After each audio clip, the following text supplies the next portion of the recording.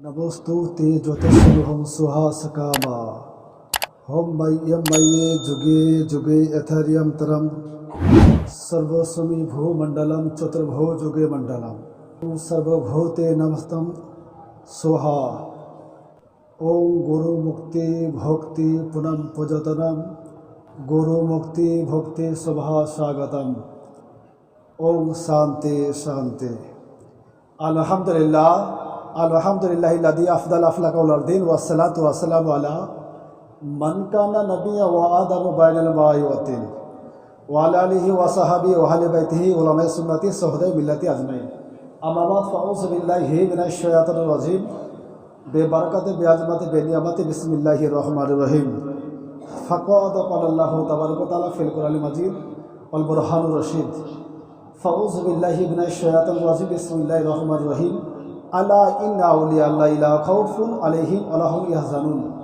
आमनतु बिल्लाहि सदक़ल्लाहुल अज़ीम व सदक़ा रसूलुहुन नबीयुल अमीनुल मतीनुल मुबीनुल मुइज़ुल करीम व नहनु अला ज़ालिका लमिनश शाहिदीन शाकिरीन अल्हम्दुलिल्लाहि रब्बिल आलामीन যাবতীয় তারিফ প্রশংসা সে করুণাময় রব্বুল আলামিন জাল্লা জালালুহু আম্মা নাহলু প্রশংসা মাত্র খালিকে মালিক কায়নাত জাল্লা পাক রব্বুল আলামিন অক্ষয় অব্যয় অনন্ত ওয়াসিম ওয়াহাদাহু লা শারীকা লা জাল্লা পাক রব্বুল আলামিনের নামুর রহমান হান্নান মান্নান দাইয়ান যে আল্লাহ পাক রব্বুল আলামিন বিশ্ব নবী মুস্তাফার উপর নাজিল করেছে পবিত্র গ্রন্থ 30 পারা কোরআন আর যে আল্লাহ পাক রব্বুল আলামিন হয়ে যাও শব্দের দ্বারা মধ্যে সারা জগৎটাকে সৃষ্টি করেছেন ফায়াকুন ধ্বংসের শব্দের দ্বারা মধ্যে সারা জগৎটাকে ধীরে ধীরে ধ্বংস করবেন আর যে আল্লাহ পাক রব্বুল আলামিন 18,000 মাখলুকাতের মধ্যে সর্বশ্রেষ্ঠ করে উম্মতে মুহাম্মদে করে প্রেরণ করেছেন আর যে আল্লাহ পাক রব্বুল আলামিন লাকাদ কারামনা বানি আদম বলে উম্মতে মুহাম্মদে করে দুনিয়ার মধ্যে প্রেরণ করেছেন আজকে পবিত্র জুমার দিনে নামাজ পড়তে আসার সৌভাগ্য অর্জন করেছেন তো সেই আল্লাহ পাক রব্বুল আলামিনের জন্য শুকরিয়া আদায় করি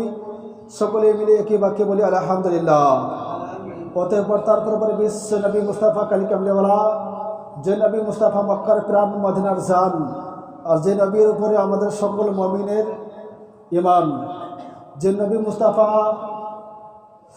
যিনি মক্কার সর্দার মদিনার তাজদার দয়ার ভান্ডার রহমতের ভান্ডার জান্নাতের মালিক ও মুখতার যে নবী মুস্তাফা হাসিলে জান্নাত খুশিতে ভরে যায় আর যে নবী মুস্তাফা কান্না করিলে জাহান্নাম ভয়তে ডরিয়া যায় মদিনা হলো যে নবীজি দরবার আর সেই নবীজি নিজের উম্মতকে পান করাবেন হাউজে কাউসার আর যে নবীজির বদনের পানি আর হজরতে আলীকে করে দিলেন জ্ঞানী আর যে নবী এক কথায় রহমত আলী আলিমেন রহমত আলী আলম নবী মুস্তাফাকে আলিমে মায়াকুনা অমায়াকুনার ক্ষমতাতা জিন্দা নবী হায়াতুন নবী দয়ার নবী প্রেমের ছবি মনে করে গুম্বাদে খাজারের প্রতি হাজির ও নাজির মেনে বোঝে উচ্চ স্বরে ভক্তি ভরে প্রাণ খোলে উম্মতের পরিচয় দিয়ে সকলে মিলে বলুন আল্লাহুম্মা সাল্লি আলা বিরাদান ইসলামিয়া হাজিরানা মজলিস ও সুন্নি মুসলমান বাবাজি বয়স্ক কচি কাঁচা এবং মাইকের আওয়াজ যতদূর অবধি শুনতে পাওয়া যায় সকলকে অন্তরে স্থল থেকে প্রেমসূত্র সালাম জানাই আসসালামু আলাইকুম ওয়া রাহমাতুল্লাহি তাআলা ওয়া বারাকাতুহু বিরাদার মুআজ্জাজ সামাইনে কেরাম আল্লাহ পাক রব্বুল আলামিন বলেন আলা ইন্না আউলিয়া আল্লাহি লা খাউফুন আলাইহিম ওয়া লা হুম ইয়াহজানুন এ মাস চলছে সফর মাস সফর মাস আজকে সফর মাসের 24 তারিখ অর্থাৎ কালকে সফর মাসের 25 তারিখ আলা হযরতের উরুস মোবারক সুন্নি জামাতের মধ্যে যত আলিম ওলামা হাফিজ কারি মৌলানা যেনারাই আছেন তেনারা কম বেশি বেরেলি শরীফের সারজমিনে পৌঁছে গেছেন বা বেরেলি শরীফের মধ্যে তারা গিয়েছেন উরুসে রেজবির জন্য আলা হযরতের দেওয়ানা আশিকে মোহাব্বতের দেওয়ানা হয়ে তো বেরাদার সামাইনে কেরাম আল্লাহ পাক রব্বুল আলামিন বলেন আলা ইন্না আউলিয়া আল্লাহি লা খাউফুন আলাইহিম ওয়া লা হুম ইয়াহজানুন আমি আপনারা মানুষরা কেউ যদি কোনো একটা রাস্তার মধ্যে যায়, তো সেই রাস্তার মধ্যে যদি কোনো একটা অ্যাক্সিডেন্ট হয়, যদি কোনো একটা বিপদজনক রাস্তা হয়, যদি কোনো রকমের ভয়ঙ্কর জঙ্গল রাস্তা হয়, তো ওই রাস্তাতে আমরা কিন্তু যেতে অগ্রসর হই না। ওই রাস্তাতে আমরা যেতে চাই, ওই রাস্তাতে যেতে চাই না। দেখা যায় একটা ব্যাক রাস্তা আছে, আর ওই ব্যাক রাস্তাতে যদি কোনো বাইক বা কোনো গাড়ি নিয়ে যদি অ্যাক্সিডেন্ট হয়, তো ওই রাস্তাতে আমরা কোনোদিন যাই না। যে ওই রাস্তার ওইখানে গেলে পরেই আমাদের হোশ চলে আসে যে এই জায়গাতে এমন ব্যক্তি অ্যাক্সিডেন্ট হয়েছে। তো আল্লাহ পাকের কোরআন বলছে, আলা ইন্না আল্লাহর ওলি, আলা ইন্না আউলিয়া আল্লাহ লা খাউফুন আলাইহিম ওয়ালা হুম ইয়াহজানুন। যে ব্যক্তিরা আল্লাহর ওলি বান্দা হয়ে যায়, ওই ব্যক্তিদের দুনিয়ার মধ্যে কোনো রকমের ভয় ডর খাম গম থাকে না। আমাদের মধ্যে ভয় আছে, আমাদের মধ্যে ক্ষোভ আছে, আর আল্লাহর ওলি বান্দা প্রিয় ব্যক্তি যারা হয়ে যায়, ওই সমস্ত ব্যক্তিদের দুনিয়ার মধ্যে কোনো ভয় ডর কোনো কিছুই থাকে না। আল্লাহ লা খাউফুন আলাইহিম ওয়ালা হুম ইয়াহজানুন। আর তিনাদের কবরে, আখেরাতে, হাসরে কোনো রকমের ভয় থাকে না। বলুন সুবহানাল্লাহ।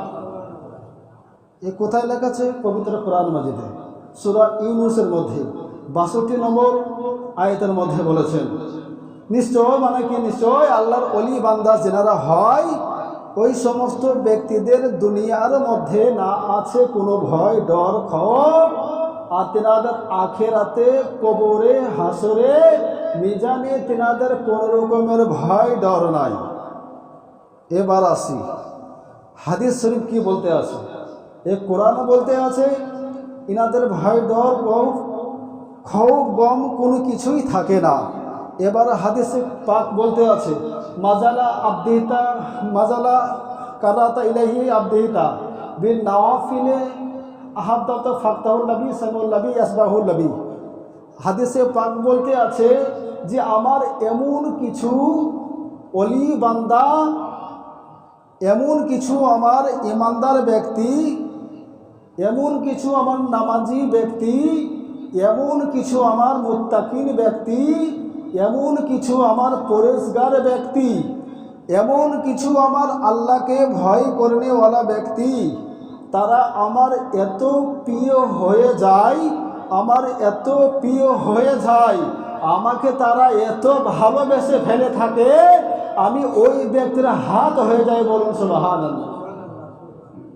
আমি ওই ইমানদার ব্যক্তির, আল্লাহর ওলির হাত হয়ে যায়, আর হাতের দ্বারা থেকে সেই ব্যক্তি কর্ম করতে থাকে। বলুন সুবহানাল্লাহ। আর আমি ওই ব্যক্তির চক্ষু হয়ে যাই, আর সেই চক্ষু দ্বারা থেকে সেই ব্যক্তি দেখতে থাকে, আকর্ষণ মানে কি করে ভাব করতে থাকে। আমি ওই ব্যক্তির এত প্রিয় হয়ে যাই, ওই ব্যক্তির পা হয়ে যায়, আর সেই পা দ্বারা থেকে সেই ব্যক্তি চলতে থাকে। আমি ওই ব্যক্তির এত প্রিয় নিকটবর্তী হয়ে যাই, সেই ব্যক্তির আমি কান হয়ে যাই, আর সেই কানের দ্বারা থেকে সেই ব্যক্তি শুনতে থাকে। বলুন সুবহানাল্লাহ। এবার শুনেছেন বাপ আব্দুল কাদের জিলানী রহমাতুল্লাহ তাআলা আলাইহির কাছে চোর এসেছে চুরি করতে। কাফন চোর, চোর এসেছিল চুরি করার জন্য। সে কিন্তু কি করেছিল, কবরের ভিতরে ঢুকেছে। কবরের ভিতরে ঢোকার পরে আমরা দেখি মানুষ মারা যায়, ইন্তেকাল করে, তো সে মানুষের প্রতি আমরা কোনো খেয়াল রাখি না।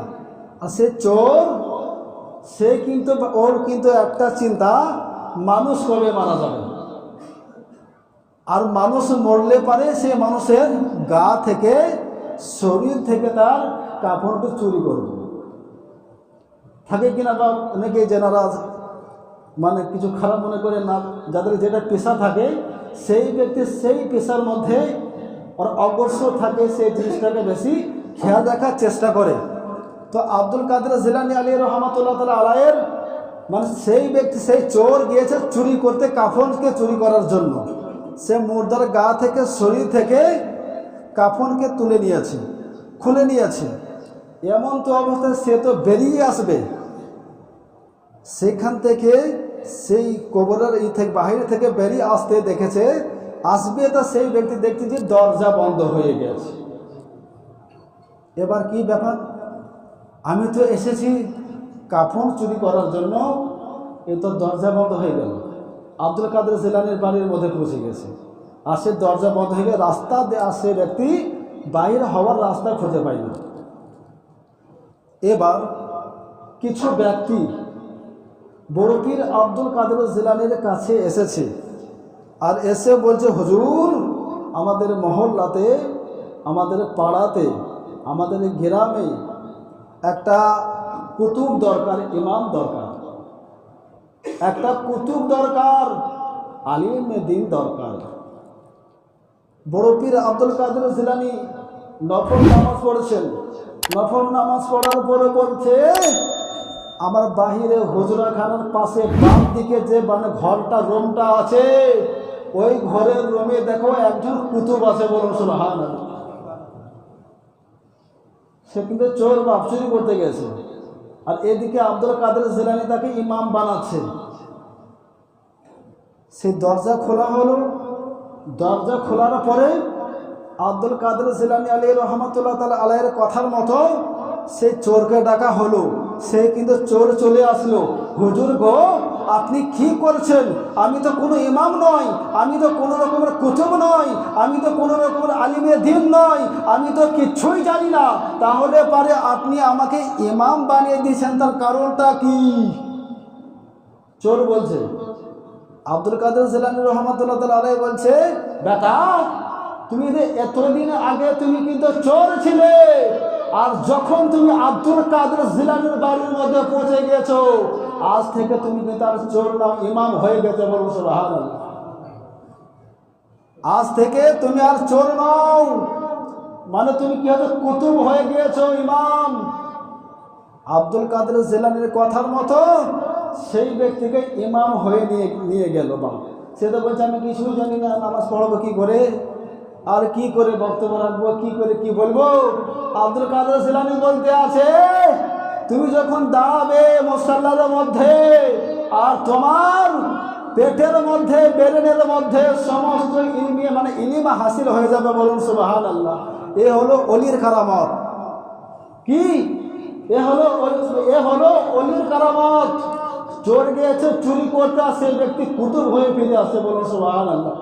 এ কোরআন বলছে, যারা আল্লাহর ওলি বান্দা হয়, তাদের এই জগতের মধ্যে ভয়, ডর, খৌফ, গম কিছুই থাকে না, আর তারা কোনো রকমের মধ্যে সংসারের মধ্যে তারা পড়ে থাকে না, আর তারা কোনো রকমের মধ্যে বিলাসিতার মধ্যে পড়ে থাকে না, আর তারা কোনো রকমের মধ্যে, কোনো রকমের সংসারের মধ্যে তেনারা পড়ে থাকে না।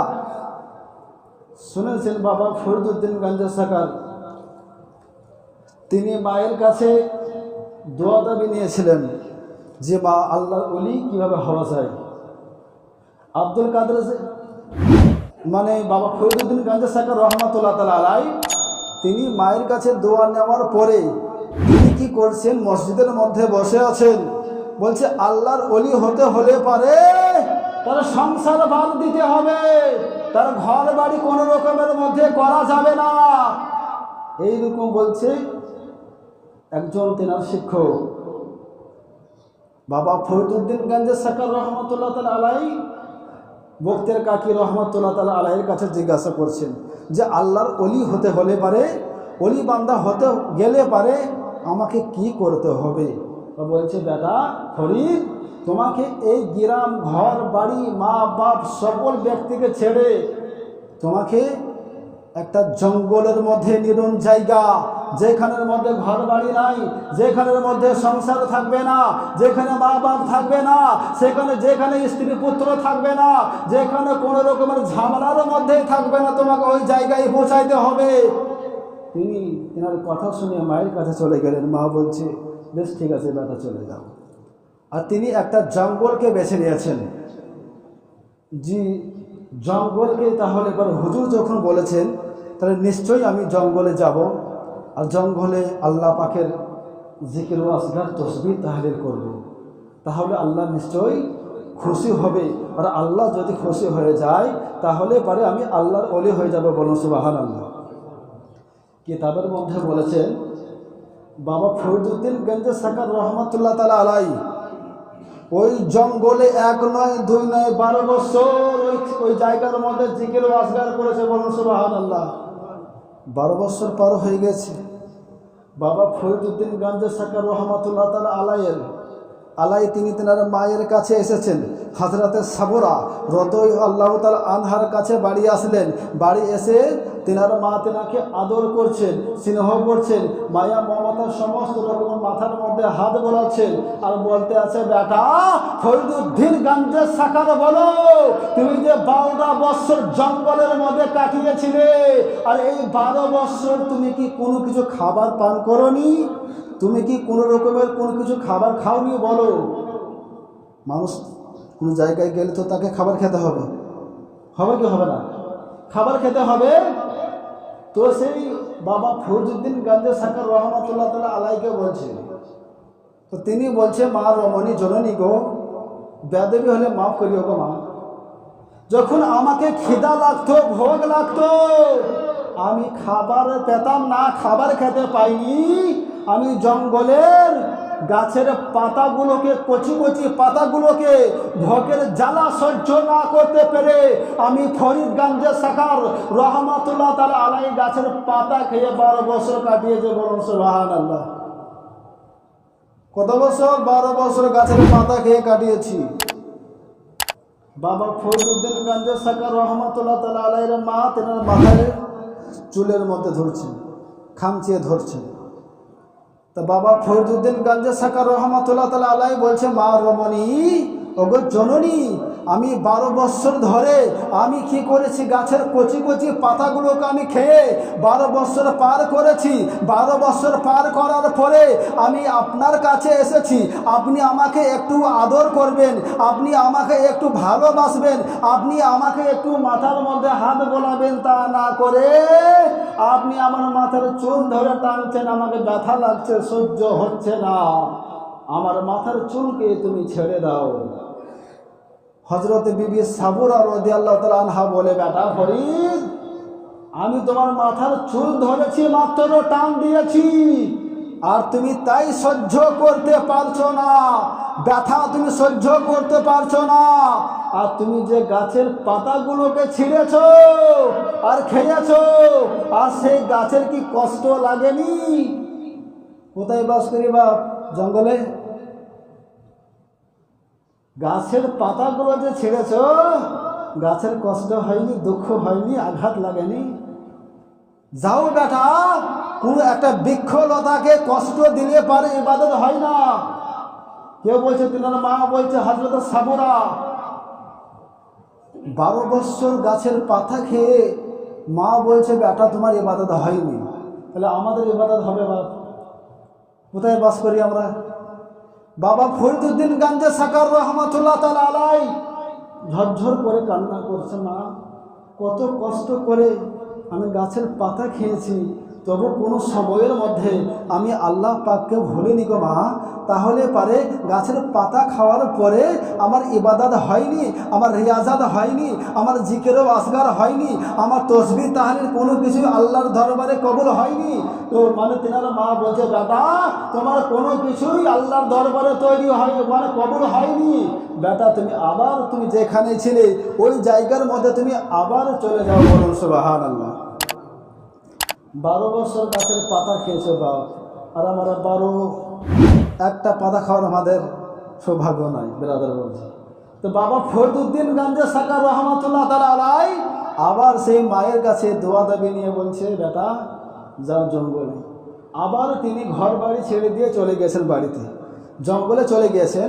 জঙ্গলে চলে গিয়ে তিনি এবার ভাবছে, মা তো গাছের পাতা খেলাম, আল্লাহ তো রাজি হলো না, মাও পর্যন্ত আমাকে ঠাঁই দিল না, মাও পর্যন্ত আমাকে আঘাত করল।